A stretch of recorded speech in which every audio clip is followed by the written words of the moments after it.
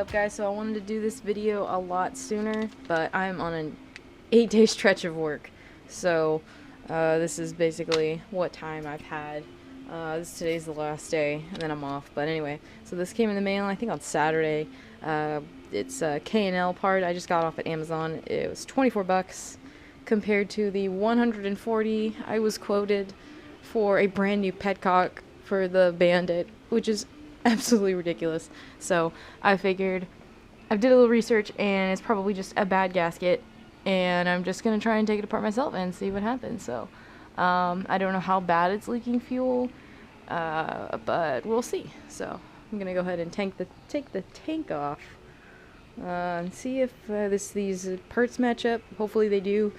This one was for a 2001 Suzuki Bandit 1200S, which I can't really find much of a difference between the S and the naked version, other than the S has fairings, and mine is way cooler. Just kidding. So hopefully they use the exact same Petcock and this thing will work. So let's get the tank off and we'll see how it goes. Now I've taken apart the Petcock, and it looks like the pieces are gonna all match up. What it looks like is, let's see if we can get this to focus, this is looking pretty thin. I mean, it's almost like shredded at the end here. It is a really thin piece, but that, and I have the old spring versus the new spring. So I'm just gonna stretch that out, and hopefully it'll do a lot better. This piece on the other side, I took this front piece off, and what's weird is that it has like metal gaskets instead of rubber, and I don't know if that's gonna make a difference. This bent piece is probably it's looking really like nasty and old, so metal gaskets, very strange. Anyway, maybe that's why it's leaking. So this piece looks pretty good. It looks like there really isn't too much or really anything wrong with it. I mean, 24,000 miles, you wouldn't think that would destroy. I mean, it's a 2001 bike. So anyway, I'm gonna go ahead and replace it anyway.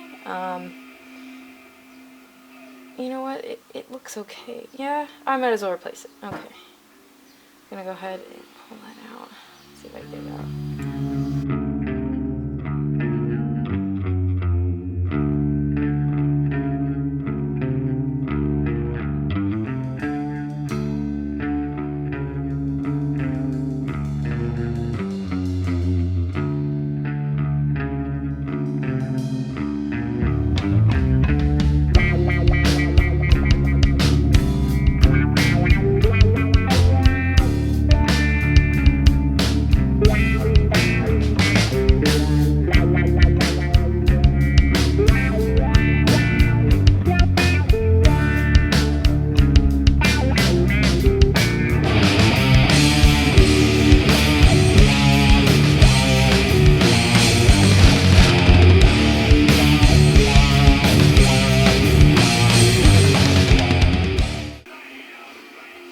Alright, so it looks like the video cut out, but so I've gotten the new ring gasket in there. I've gotten the new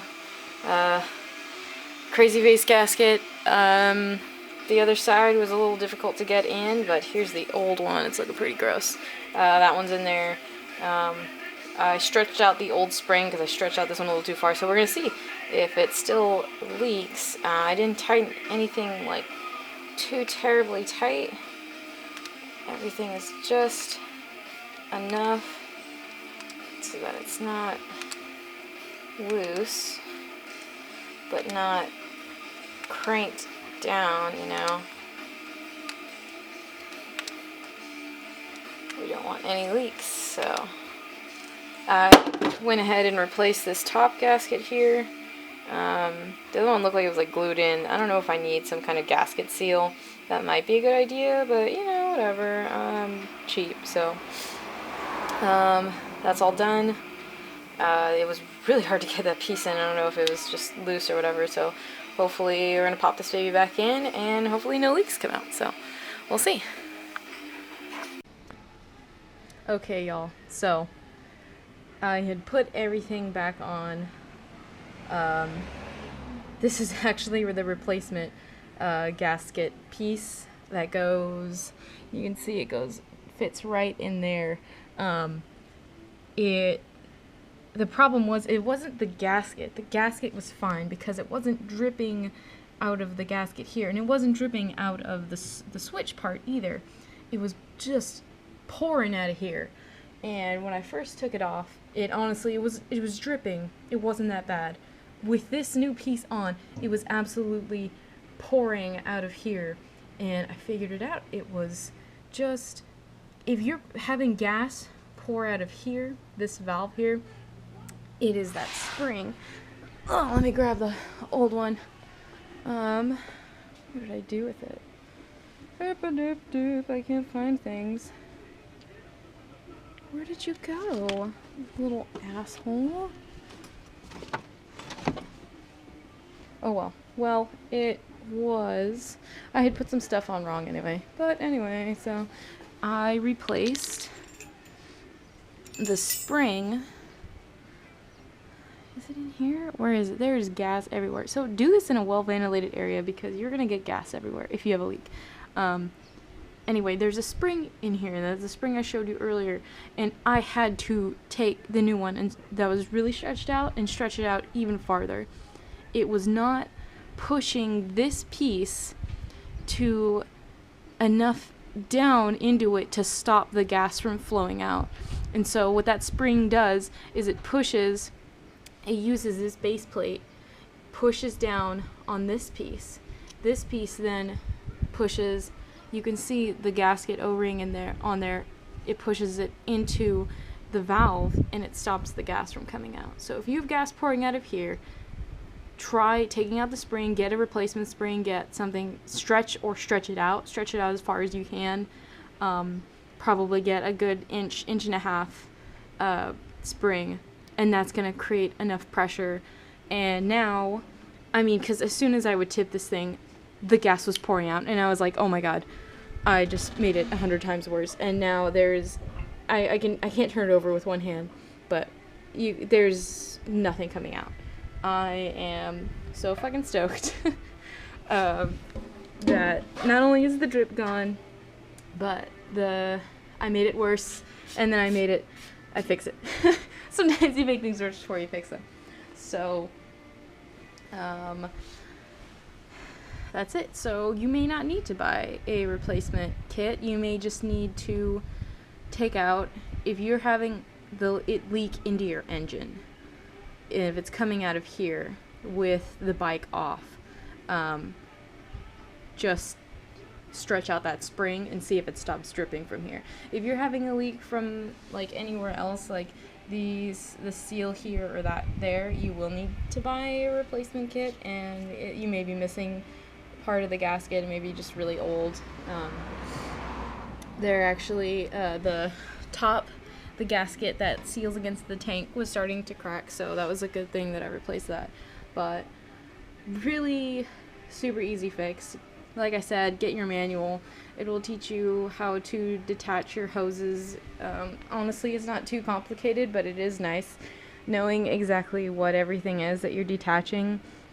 Make sure to plug your gas lines so that nothing gets in it. I just used my manual recommended golf tees, which luckily my dad golfs all the time, so we have probably 100 of these things laying around. So yeah, I'm gonna put it all back together, hopefully, and everything works, and not even worry about it anymore because it's not dripping out. So easy fix if you want to save yourself $140 or however much your brand new Petcock costs. Spend $24 on Amazon. And if you have a Bandit like me, a 2001 Suzuki Bandit 1200, it is part 185023, Petcock repair.